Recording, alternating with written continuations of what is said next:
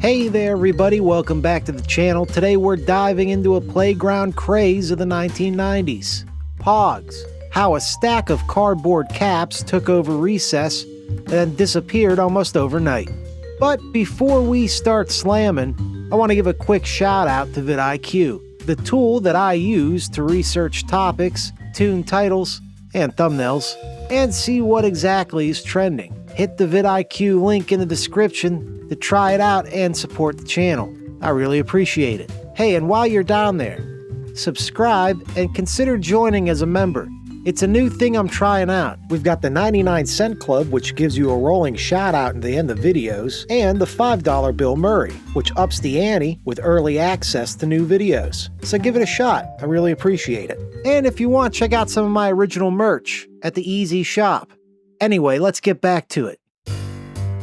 This is EZ Remembers Pogs, the rise and fall of a 90s cardboard craze. Remember Pogs? The tiny cardboard circles that somehow hijacked entire playgrounds?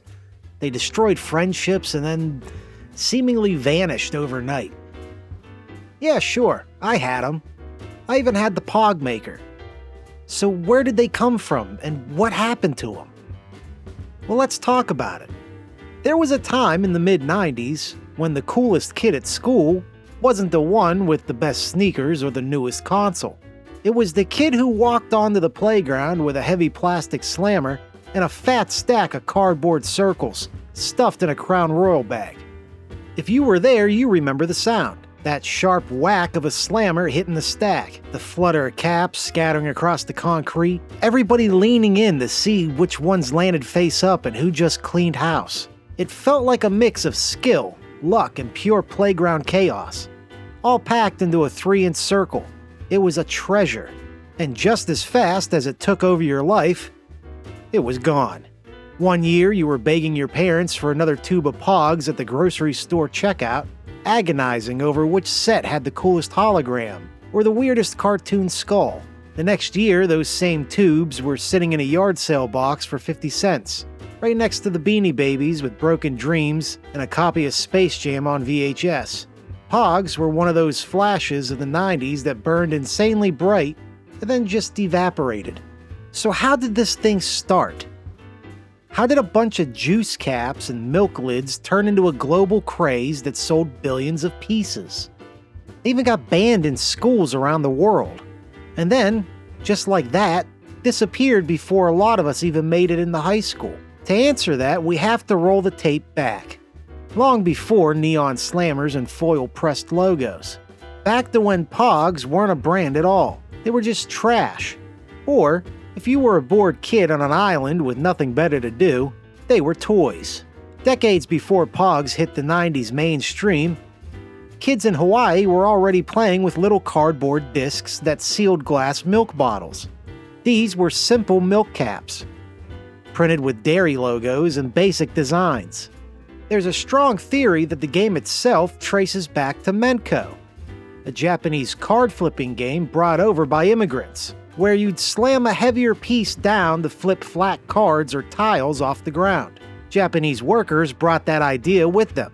Hawaiian kids adapted it to whatever they had around. And suddenly, these milk caps weren't just packaging anymore. They were ammo for a simple, addictive little game. By the middle of the 20th century, cardboard milk caps were starting to disappear as packaging changed. Plastic and new sealing methods pushed the old caps towards extinction.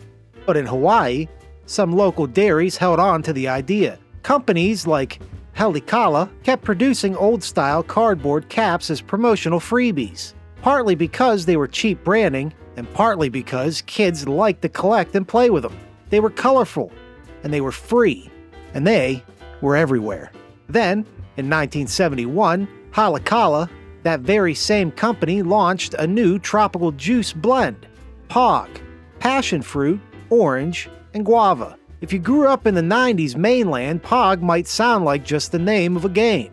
But in Hawaii, it was a drink first. To promote this fruity sugar bomb, the dairy printed fun cardboard caps with the Pog logo and mascots and handed them out. These promo caps didn't exactly seal bottles. but they looked and felt just like the old milk covers. The kids treated them exactly the same way as before. They collected them, they traded them, and they flipped them against each other in that old island game. At this point, nothing about this screamed future global craze. This was still a local thing. Island kids on recess with free cardboard trash from a dairy. They were just playing a simple flipping game that their parents and grandparents had played before them. No blister packs, no foil logos, no official slammers. Just kids, cardboard, and gravity. Then a teacher walked into the story and accidentally lit a fuse. In the early 90s, Blossom Glabizo, a teacher and guidance counselor at Wailua Elementary School on Oahu, remembered the milk cap game from her own childhood. Looking for a calmer, less injury-prone alternative to games like dodgeball, she dug up some of those old-style caps and brought them into her classroom. She introduced the game as a fun way to keep kids busy and even work in a little bit of counting and basic math. Her students were instantly hooked. They started playing, collecting, and rapidly mutating the rules the way kids always do. Some played casually, some played for keeps. And because so many of the caps had the Pog Juice logo on them, they didn't call these things milk caps. To them, they were just Pogs.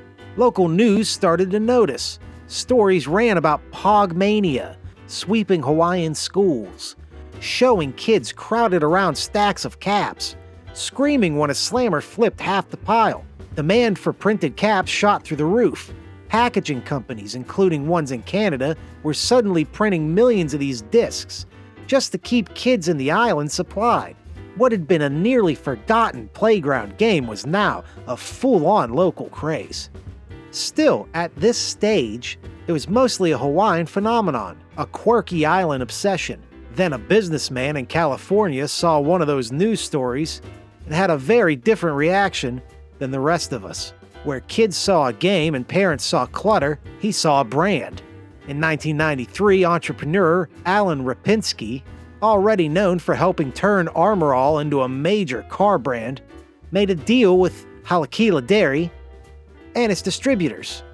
He acquired the commercial rights to use the Pog name for a game and founded Pog Unlimited, the World Pog Federation, or WPF. In that moment, Pogs stopped being just a nostalgic island pastime and started their evolution into a packaged product with a logo, a marketing plan, and a business model. Rapinski's timing could not have been better. Between 1993 and 1994, the World Pog Federation ramped up production and flooded the mainland market. The discs they produced were thicker and glossier than traditional milk caps, with bright art, wild characters, metallic inks, and bold branding. These weren't just juice promos anymore, they were collectibles. The company cut deals with fast food chains like Burger King and McDonald's, with big entertainment brands like Disney, with sports teams, and with major cartoons and kids' properties.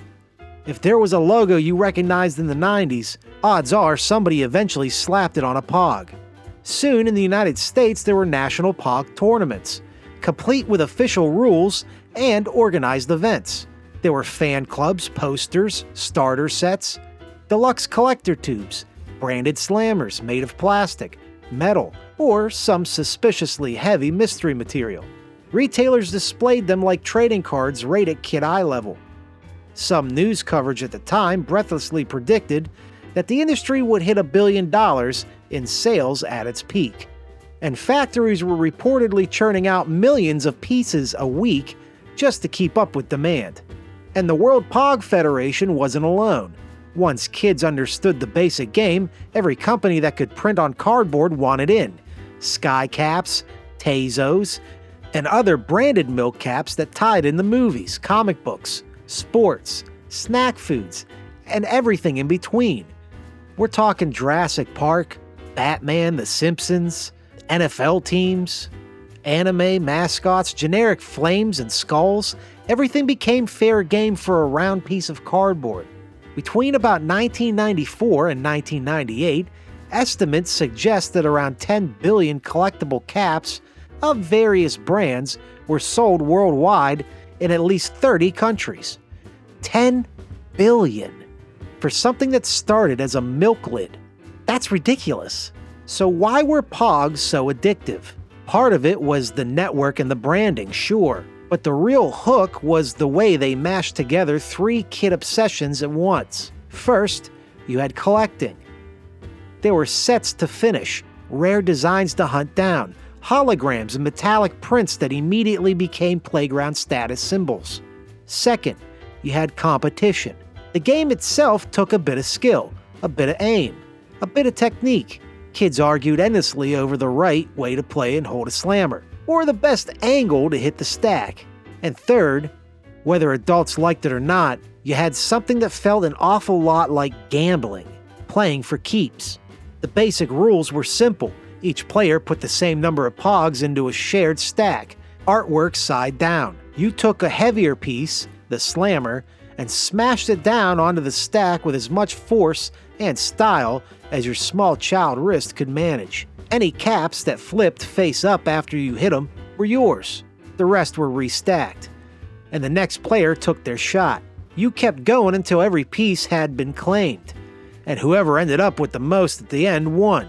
Played for keeps, this meant you could walk onto the playground with your favorite shiny holographic Pog and walk away without it 10 minutes later. All because someone with a heavier slammer and better luck wrecked the stack. That feeling, that combination of risk and reward, that is exactly what pulled kids in and made adults very nervous. Parents started to worry that they were basically sending their kids into a cardboard casino at recess. Teachers watched math lessons dissolve into underground Pog tournaments at the back of the room. Arguments broke out over cheating. Theft became a problem. There were even reports of kids playing for cash or using crude or inappropriate designs on the discs in some schools. By the mid-90s, the backlash was in full swing. Schools across the United States, Canada, Australia, parts of Europe, and beyond, they all started to ban Pogs outright. Officially, they were labeled as too distracting, too competitive, too close to gambling. Unofficially, teachers were just tired of breaking up slammer-related drama every 15 minutes. For a fad that lived and died on the playground, being kicked off school grounds was a brutal hit. When you take away the main battlefield, the war doesn't last much longer. While kids were busy slamming stacks on the sidewalk, adults were slamming each other in courtrooms. The World Pog Federation aggressively defended the Pog trademark. Their argument was that Pog was a specific brand, and that every other company should be calling their discs milk caps or something else. Competing companies pushed back, saying that kids already used Pogs as a generic term for any of these little cardboard circles, regardless of who printed them. Once a word becomes the thing in the public's mind, it is very hard to stuff it back into a trademark box. At the same time, the market was drowning in product. Knockoff brands and rival companies poured in, printing their own caps, cutting distribution deals with different chains, and undercutting each other on price. It didn't take long for oversaturation to set in. What started as a must-have collectible turned into something you could not escape. When every product, restaurant, and random gas station promo is throwing caps at you, the magic wears off pretty quickly. Inside the World Pog Federation, the story wasn't any prettier. The company had exploded almost overnight into a multi-million-dollar empire, but it grew fast, it spent big, and it did not have much of a plan for what to do once the curve started to flatten. By around 1995, it was already dealing with serious financial trouble, cutting staff and losing its grip on the very craze it helped ignite. Eventually, a private investment group took control. The company rebranded as WPF Incorporated, and its focus shifted away from Pogs entirely. The people who officially owned Pog, at least on paper, walked away from the game while kids were still trading them in the lunchroom. When the company that built the fad is quietly slipping out the back door, you know the wave is already crashing. But the death of Pogs wasn't just about one business failing. It was a perfect little storm of problems hitting all at once. The school bands cut off the main stage. Kids didn't really play Pogs alone in their bedrooms. They played at recess, on the school bus, in big noisy groups, where half the fun was the crowd. Once schools banned the game, that daily ritual collapsed. Oversaturation killed the sense of rarity. At first, having a stack of Pogs felt special. Then suddenly, everybody had stacks. Then everybody had tubes, binders, boxes. They were in cereal. They were in fast food meals. They were at toy stores and comic shops. And hanging by the register at every convenience store. When everything is collectible, nothing feels collectible. Too many knockoffs blurred the identity of the game. The line between official Pogs, other milk caps, Tezos, sky caps, promo discs, and weird bootlegs got pretty damn fuzzy. Kids might still have favorites, but the idea of the real thing started to dissolve. On top of that, the World Pog Federation's own financial crash meant there was no longer a central engine pushing advertising or organizing big events. In other words, nobody was keeping the hype machine running. The company that made Pogs a household name ended up being a victim of its own success. All of this happened against a larger backdrop: the late 1990s crash in collectibles. Trading cards, comic books, and all those "this will pay for your college one day" investments got hit hard when people realized they had been overproduced. The bubble burst. Pogs were part of that broader wave that went out with it. By around 1998, the Pog craze was essentially done. Kids had shifted to Pokemon, new video game systems, and the next wave of pop culture obsessions. The cardboard cap empire that tried to conquer the world was reduced to clearance bins, forgotten shoeboxes, and maybe a couple of tubes buried in your closet. Like every good fad, Pogs never completely died. They just slipped into the nostalgia vault. The Pog drink itself stuck around in Hawaii in various forms. The passion orange guava blend outlived the cardboard caps it accidentally inspired. Every few years, someone tries to bring Pogs back, usually leaning hard on nostalgia. In the 2000s, toy companies licensed the brand again and pushed new sets as retro collectibles. More recently, people have floated ideas for augmented reality Pog games, or mobile apps that recreate the slamming and flipping in digital form. So far, none of those attempts has recaptured that early to mid-90s magic. But the fact that people keep trying, well, that does say a lot. The truth is, Pogs are anchored to a very specific moment in time. They belong to an era when kids still traded physical stuff at recess, when cardboard with a cool hologram could feel just as magical as a glowing screen, and when you could genuinely believe that your carefully curated pile of tiny circles might one day be worth a fortune. Now they mostly live in boxes in your parents' attic or in eBay listings. When you strip away the hype, the lawsuits, and the billions of units sold, Pogs were just a really simple kids game. Stack, slam, flip, win, lose. They were also the rush of risking your favorite piece in a single throw. The sound of cardboard on concrete ringing out like a tiny thunderclap. And that strange little social economy of who had the coolest art and who walked away from recess with heavier pockets. Pogs burned bright and burned out. And that's exactly what makes them so fascinating to look back on. They're a perfect little case study in how nostalgia, marketing, and kid culture collide. A local classroom game in Hawaii, a juice promotion, a global brand, an overhyped commodity, then gone. Pogs were never really designed to last forever. They were meant to be played, beaten up, lost, and traded away. The fact that we remember them at all might be the most valuable thing they ever gave us. So that's why I gotta ask you, did you play Pogs for keeps? Did your school ban them? And do you still have your old slammers hiding somewhere in a drawer or in a dusty box in the attic? Drop your memories in the comments. I want to hear from you. And one more thing, please remember to like, subscribe, and share if you enjoyed this trip back to the cardboard battlefield of the 90s. Enjoy, my friends. I'll see you next time.